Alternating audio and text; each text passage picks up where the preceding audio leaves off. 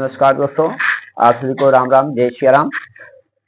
दोस्तों, आज शिव पुराण की पावन कथा श्री रुद्र संहिता का 13वां अध्याय। इस 13वें अध्याय में शिव पूजा करने की श्रेष्ठ विधि यानी अच्छी से अच्छी विधि से आप परमात्मा शिव को प्रसन्न कर सकते हैं, इस विषय में जानकारी दी गई है। तो जो जानकारी शिव पुराण की पावन कथा में हमारे ऋषिजन, संतजन, महर्षिजन, ब्रह्म ऋषिजन, सप्तऋषिजन के द्वारा दी गई है, वही कथा मैं आपको पितामह ब्रह्मा जी, भगवान श्री हरि विष्णु जी, श्री परमात्मा शिव के द्वारा जो ऋषि मुनिजनों को ज्ञान दिया गया है और महर्षि वेदव्यास जी के द्वारा ये 18 पुराण में 4 वेद, 18 प्राण, सनातन धर्म के जो 4 वेद हैं, 18 प्राण हैं, 127 उपनिषद हैं, उनमें से मैं शिव पुराण की पावन कथा में दे रहा हूं।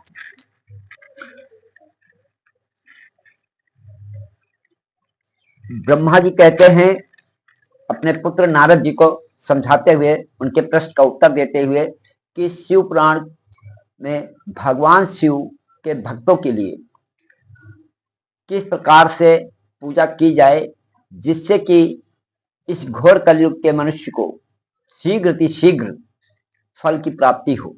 तो जो नारद जी को पितामह ब्रह्मा जी ने भगवान शिव की पूजा की विधि बताई थी, वो उसकी सर्वश्रेष्ठ विधि हम आप लोगों को शिव पुराण की पावन कथा के माध्यम से सुना रहे हैं। ब्रह्मा जी कहते हैं कि हे नारद, अब मैं शिव पूजन के सर्वोत्तम विधि यानी सर्वोच्च विधि बताता हूं। यह विधि समस्त अभीष्ट तथा सुखों को प्रदान करने वाली है, यानी आपके मनोवांछित फलों को तत्काल देने वाली है।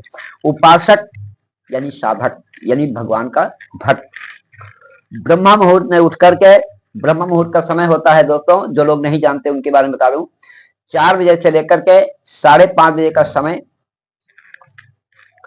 ब्रह्मा मुहूर्त कहलाता है। इस ब्रह्मा मुहूर्त में देवताओं के सभी द्वार खुले होते हैं। कोई भी साधक किसी भी इष्ट देव की पूजा जो करता है तो ब्रह्मा मुहूर्त में ब्रह्मदेव यानी अनंत विभूषित पूर्ण ब्रह्म परमात्मा के अनंत स्वरूप शक्तियों का द्वार खुला होता है। किसी भी शक्ति से इस समय पूजा जप तप अनुष्ठान करने से शक्तियां अति प्रसन्न होती हैं। तो ब्रह्मा मुहूर्त में पूजा करना चाहिए। जो भी भक्त परमात्मा को पाना चाहते हैं, उनकी शक्तियों को पाना चाहते हैं, उन्हें ब्रह्मा मुहूर्त में उठ करके स्नान ध्यान नित्य नियत कर्म से निवृत्त होकर के साधना में बैठना चाहिए।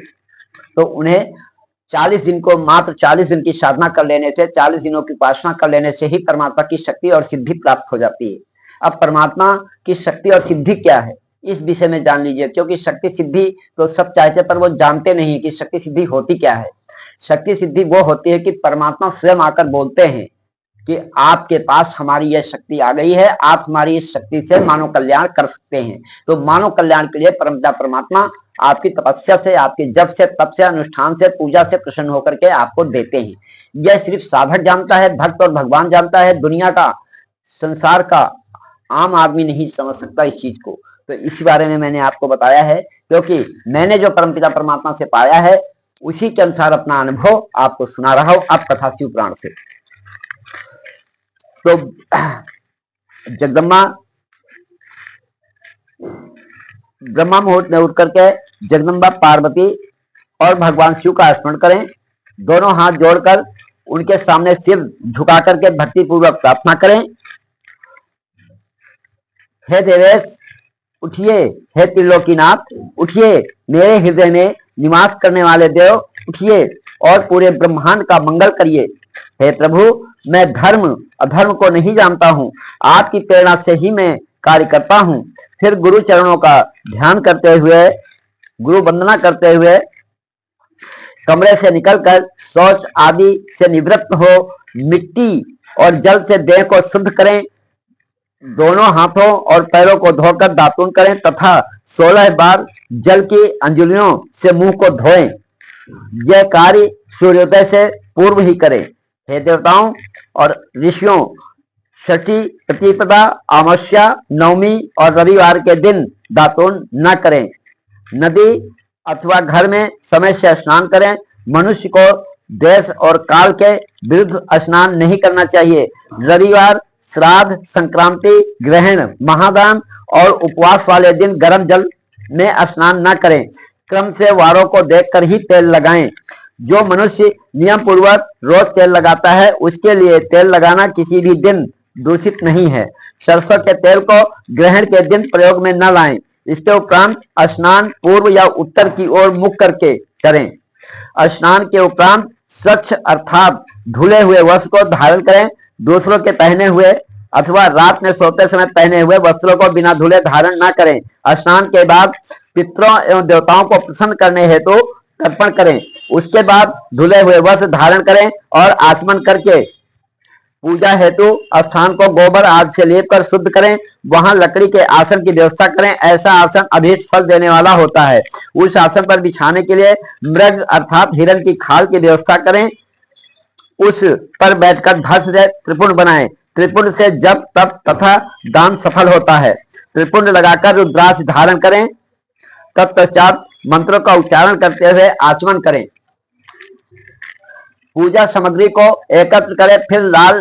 फिर जल गंध और अक्षत के पात्र को दाहिने भाग में रखें। फिर गुरु की आज्ञा लेकर और उनका ध्यान करते हुए सपरिवार शिव का पूजन करें। विघ्न विनाशक श्री गणेश जी का बुद्धि सिद्धि सहित पूजन करें। ओम गणपते नमः का जाप करें। उन्हें नमस्कार करें तथा क्षमा याचना करें। कार्तिकेय एवं गणेश जी का एक साथ पूजन करें तथा उन्हें बारंबार नमस्कार करें। फिर द्वार पर स्थित लंबोदर नामक द्वारपाल की पूजा करें। तत्पश्चात भगवती देवी की पूजा करें। चंदन कुमकुम धूप दीप और नैवेद्य से शिव जी का पूजन करें। प्रेम पूर्वक नमस्कार करें। अपने घर में मिट्टी सोना चांदी धातु या अन्य किसी धातु की शिव प्रतिमा बनाएं। भक्ति पूर्वक शिव जी की पूजा कर उन्हें नमस्कार करें। मिट्टी का शिवलिंग बनाकर विधि पूर्वक उसकी स्थापना करें तथा उसकी प्राण प्रतिष्ठा करें। घर में भी मंत्रोच्चार करते हुए पूजा करनी चाहिए। पूजा उत्तर की ओर और मुख करके करनी चाहिए। आसन पर बैठकर गुरु को नमस्कार प्रणाम करें। आधि पात्र से शिवलिंग पर जल चढ़ाएं। शांत मन से पूर्ण श्रद्धा वनत होकर महादेव जी का आवाहन इष्टकार करें, जो कैलाश के शिखर पर निवास करते हैं और पार्वती देवी के पति हैं, जिनके स्वरूप का वर्णन शास्त्रों में है, जो समस्त देवताओं के लिए पूजित है, जिनके 5 मुख 10 हाथ तथा प्रत्येक मुख पर 3-3 नेत्र हैं, जो सिर पर चंद्रमा का मुकुट और जटा धारण किए हैं, जिनका रंग कपूर के समान है, जो बाघ की खाल बांधते हैं, जिनके गले में वासुकी नामक नाग लिपटा है, जो सभी मनुष्यों को शरण देते हैं और सभी भक्तगण जिनकी जय जयकार करते हैं, जिनका सभी वेद और शास्त्रों में गुणगान किया गया है। ब्रह्मा विष्णु जिनकी स्तुति करते हैं, जो परम आनंद देने वाले तथा भक्त वत्सल हैं, ऐसे देवों के देव महादेव भगवान शिव जी का मैं आवाहन करता हूँ। इस प्रकार आवाहन करने के पश्चात उनका आसन स्थापित करें। आसन के बाद शिव जी को पाद्य और अर्घ्य दें। पंचामृत के द्रव्यों द्वारा शिवलिंग को स्नान कराएं तथा मंत्रों सहित द्रव्य अर्पित करें। स्नान के पश्चात सुगंधित चंदन का लेप करें तथा सुगंधित जलधारा से उनका अभिषेक करें। फिर आचमन कर जल दें और वस्त्र अर्पित करें। मंत्रों द्वारा भगवान शिव को तिल जौ गेहूं मूंग और उड़द अर्पित करें। पुष्प चढ़ाएं। शिव जी के प्रत्येक मुख पर कमल शतपत्र शंख पुष्प धतूरा मंदार द्रोण पुष्प तुलसी दल तथा बेलपत्र चढ़ाकर पराभक्ति से महेश्वर की विशेष पूजा करें। बेलपत्र समर्पित करने से शिव जी की पूजा सफल होती है। तत्पश्चात सुगंधित चूर्ण तथा सुवासित तेल बड़े हर्ष के साथ भगवान शिव को अर्पित करें। सुवासित यानी खुशबू वाला, जिसे इत्र भी प्रयोग कर सकते हैं। गुग्गल और अगरू की धूप दें। घी का दीपक जलाएं। प्रभु शंकर आपको हम नमस्कार करते हैं, बारंबार कोटि कोटि प्रणाम करते हैं। आप अर्घ्य को स्वीकार करके मुझे रूप दीजिए, यश दीजिए और भोग व मोक्ष रूपी फल प्रदान कीजिए। यह कहकर अर्घ्य अर्पित कर दें। नैवेद्य व तांबूल अर्पित करें, यानी 5 सुपारी। 5 बत्ती की आरती करें। 4 बार पैरों में, 2 बार नाभि के सामने, 1 बार मुख के सामने तथा संपूर्ण शरीर में 7 बार आरती दिखाएं। तत्पश्चात शिव जी की परिक्रमा करें। हे प्रभु शिव शंकर, मैंने अज्ञान से अथवा जानबूझकर जो पूजन किया है वो आपकी कृपा से सफल हो। हे भगवान, मेरे प्राण आप में लगे हैं। मेरा मन सदा आपका ही चिंतन करता है। हे गौरीनाथ, हे भूतनाथ, आप मुझ पर प्रसन्न होइए। प्रभु, जिनके पैर लड़खड़ाते हैं उनका आप ही एकमात्र सहारा हैं। जिन्होंने कोई भी अपराध किया है उनके लिए आप ही शरणदाता हैं। यह प्रार्थना करके पुष्पांजलि अर्पित करें तथा पुनः भगवान शिव को नमस्कार करें। हे देवेश्वर प्रभु, अब आप परिवार सहित अपने स्थान को पधारें तथा जब पूजा का समय हो तब पुनः यहाँ पधारें। इस प्रकार भगवान शंकर की प्रार्थना करते हुए उनका विसर्जन करें और उस जल को अपने हृदय में लगाकर मस्तक पर लगाएं। हे महर्षियों, इस प्रकार मैंने आपको शिव पूजन की सर्वोत्तम विधि बता दी है, जो भोग और मोक्ष प्रदान करने वाली है। ऋषिगण बोले, हे ब्रह्मा जी, आप सर्वश्रेष्ठ हैं। आपने हम पर कृपा कर शिव पूजन की सर्वोत्तम विधि का वर्णन हमसे किया। यह सुनकर हम सब कृतार्थ हो गए। प्रिय भक्तजनों, सनातन प्रेमी भक्तजनों, शिव प्रेमी भक्तजनों, शिव पुराण के श्री रुद्र संहिता, श्री शिव पुराण की पावन कथा श्री रुद्र संहिता के 13वें अध्याय की कथा संपूर्ण हुई। अब दोस्तों, मेरा आपसे निवेदन है कि वीडियो थोड़ी लंबी हो गई है, तो आप लोग वीडियो को धैर्य के साथ वीडियो में अंत तक बने रहें। हमारे चैनल सेवा ज्ञान 1008 की सदस्यता लेकर के हमारा सहयोग करें और हमारा जो इंसानियत मानवता की सबसे बड़ी सेवा हमारे परमात्मा ने, हमारे ऋषिगणों ने बताया है, तो असहाय वृद्ध आश्रम का जो हम निर्माण करवाना चाह रहे हैं, इसके लिए आप लोग हमारा सहयोग करने के लिए हमारे साथ जुड़े। हमारे चैनल के डिस्क्रिप्शन बॉक्स में जाकर के चैनल को क्लिक करें, उससे हमसे आप संपर्क कर सकते हैं, हमारा सहयोग करें। असहाय वृद्धजनों की सेवा करना परम पुण्य फल देने वाला सत्कर्म है। इस सत्कर्म से जुड़िए, अपने जीवन को सफल बनाइए, अपने परिवार में, बाल बच्चों में सुख शांति समृद्धि के साथ जीवन जीजिए और ओम नमः शिवाय महामंत्र का जाप करते रहिए। इसी से आपका कल्याण होगा।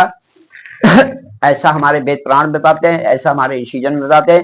तो हमारे मिशन असहाय वृद्धाश्रम के लिए जो असहाय वृद्धजनों की सेवा का उपक्रम है, उसका नाम है ओम जय शिव शक्ति परिवार सेवा संस्थान नवनिर्माण असहाय वृद्धाश्रम। इस असहाय वृद्धाश्रम में सभी जाति धर्म के असहाय वृद्धजनों को फ्री खाना, फ्री कपड़ा, फ्री दवाई, उनके रहने की फ्री व्यवस्था और आत्मज्ञान सेवा सत्संग देकर के उनके मानव जन्म का कल्याण करना, यही हमारा परोपकार परमार्थ का सत्कर्म है। और हमारे इस परमार्थ के सत्कर्म में हमारा सहयोग करने के लिए आप लोग हमारे साथ जुड़े। हमारे सेवा ज्ञान चैनल 1008 की सदस्यता लेकर के हमारा सहयोग करें। तन मन धन से सहयोग करके इन असहाय वृद्धजनों का दिव्य आशीर्वाद प्राप्त करें। यही शिव शक्ति स्वरूप और शिव परिवार का दिव्य आशीर्वाद है। तो दोस्तों, नमस्कार, हर हर महादेव, जय बाबा अमरनाथ दरफानी। भूखे को भोजन, प्यासे को पानी। ओम नमः शिवाय कमेंट में लिखिए।